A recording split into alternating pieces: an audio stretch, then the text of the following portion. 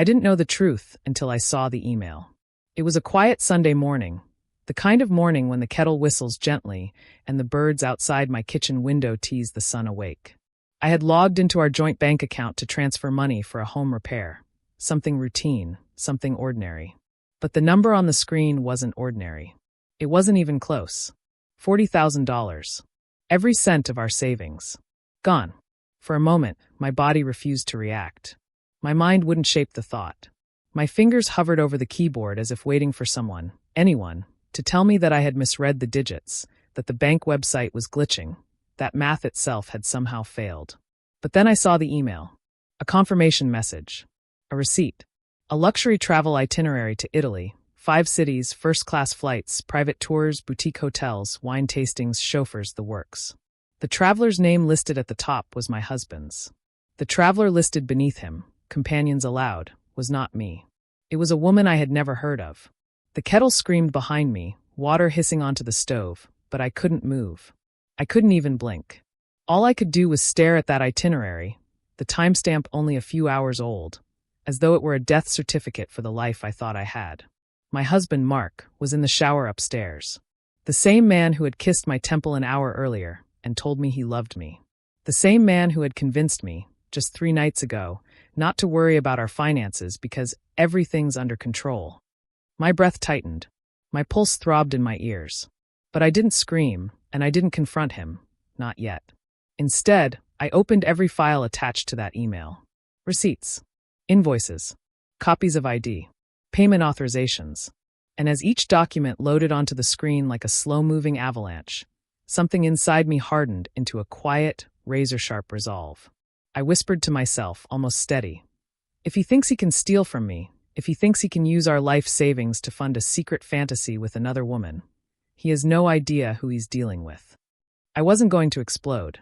I wasn't going to crumble. I was going to take him down using his own paper trail. But first, I had to hear the lie straight from his mouth. My name is Evelyn Hart, and I am 62 years old. At this stage of life, people assume a woman softens, slows down, quiets her opinions, accepts what the world hands her with polite resignation. They don't expect fire. They don't expect precision. And they certainly don't expect rebellion. I've lived long enough to know that when betrayal arrives, it often comes wearing the familiar smile of someone you once trusted with your entire future.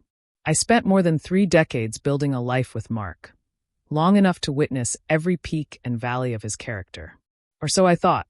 We married young, worked hard, bought a modest home in a peaceful suburb, and saved carefully for retirement. I worked as a high school literature teacher, the kind who kept a jar of peppermint candies on her desk and a soft spot for students who felt invisible. Mark ran a small contracting business, steady enough, though prone to dry spells when he'd claim he was waiting on new clients. I believed him. I believed in him. And I believed we were partners. But betrayal doesn't break you all at once. It chips. First at the edges, then deeper, until it exposes the raw truth. Trust isn't something you lose. It's something someone throws away. Still, even with the shock of what I'd discovered, I didn't yell.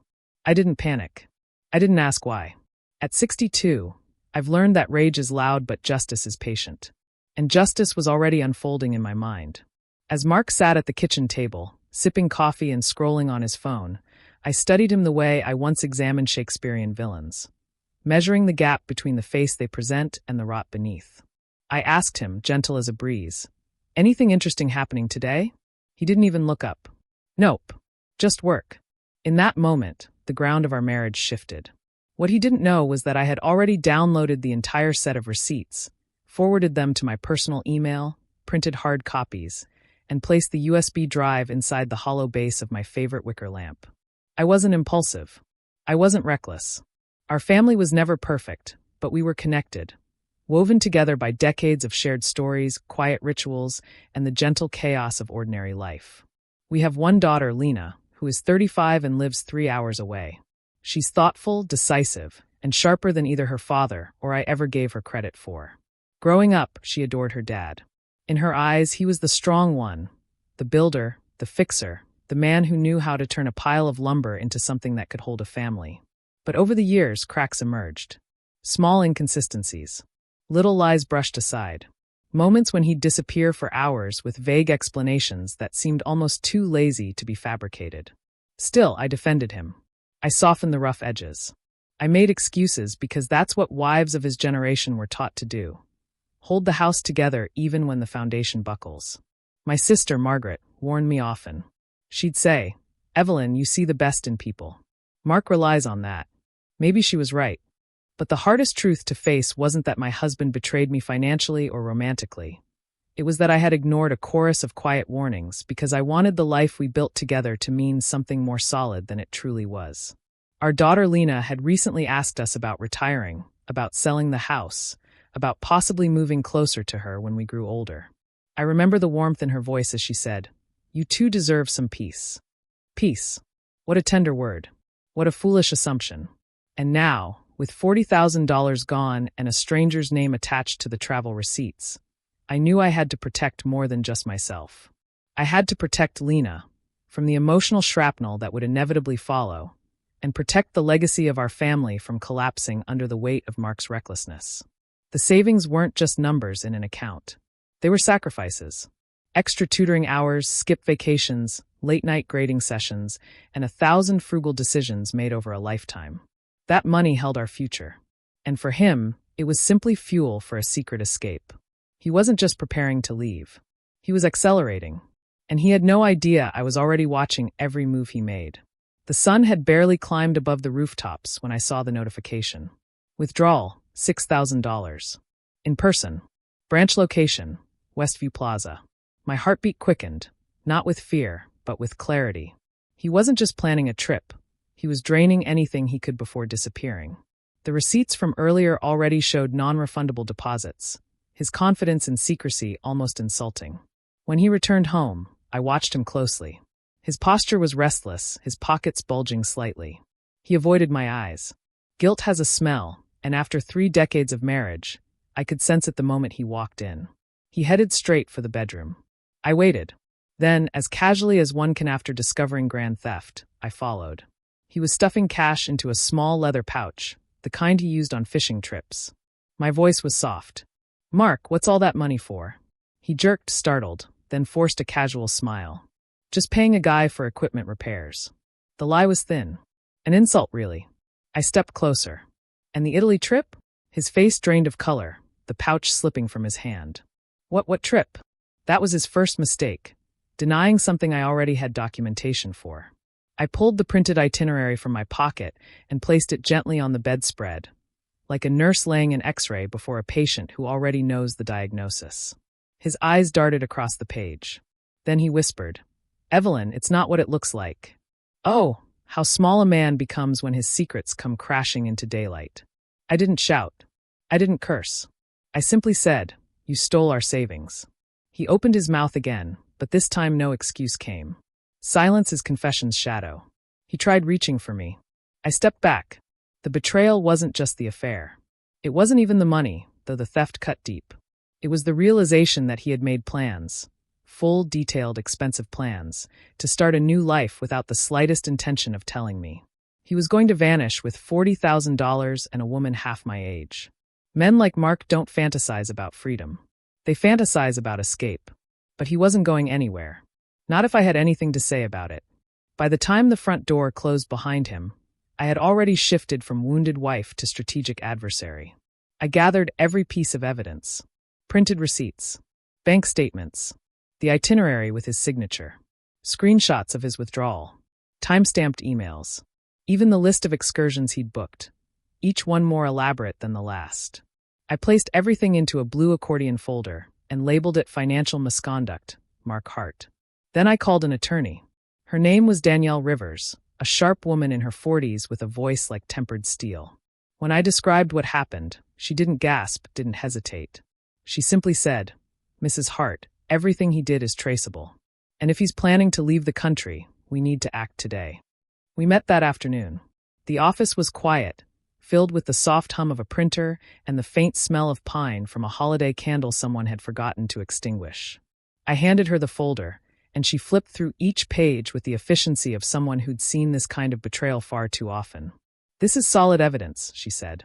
"And if he used joint funds for an affair or personal travel without your consent, that's marital waste. Legally, that puts you in an excellent position. I sat straighter. Can we stop him from leaving? Her pen tapped once on the table. Yes. We can file an emergency order. I exhaled long and slow. For years, I believed confrontation meant anger. But in that office, I learned confrontation is simply clarity. It's the moment you stop giving someone the benefit of the doubt and start giving yourself the benefit of the truth. Danielle drafted paperwork swiftly. Temporary freeze on joint accounts, request for emergency injunction. Notice of marital misconduct, filing for separation to protect assets. By the time I left her office, the gears of justice were already turning. When I returned home, Mark's truck wasn't in the driveway. His suitcase was gone. His passport was gone. But his receipts, those beautifully incriminating receipts, were still exactly where I needed them. I didn't respond to Mark's message. Instead, I sat in my living room, the soft amber glow of the lamp brushing the edges of the documents spread across the coffee table. I reviewed each page one more time, not for accuracy but for strength, for resolve. Outside, his truck pulled into the driveway. Heavy steps approached the door.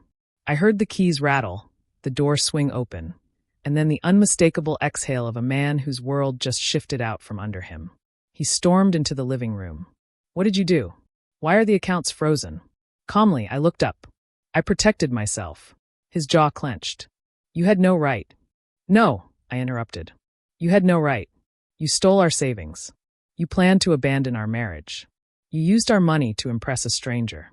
And you lied over and over. He paced, running a hand through his thinning hair. It's not like that. I was going to fix things. I just needed time. Time. I leaned forward. You were leaving tomorrow. He froze. I continued, my voice low but steady. I have spoken with an attorney. I have every document I need. And unless you intend to commit fraud and flee the country, you will cooperate. His face reddened. You're overreacting. We can just talk this through.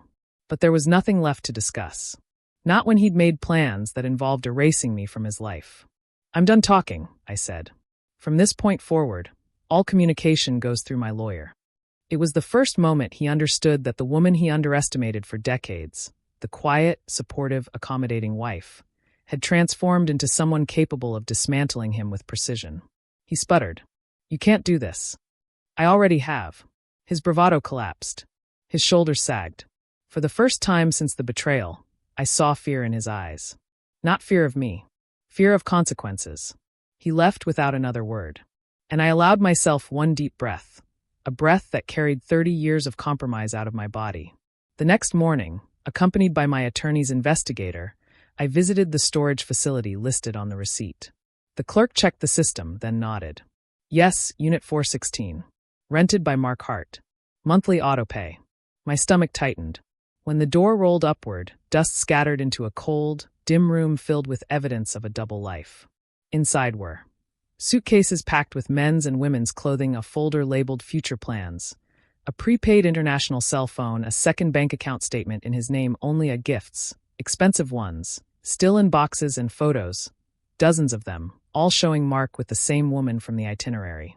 Smiling, holding hands, living a fantasy.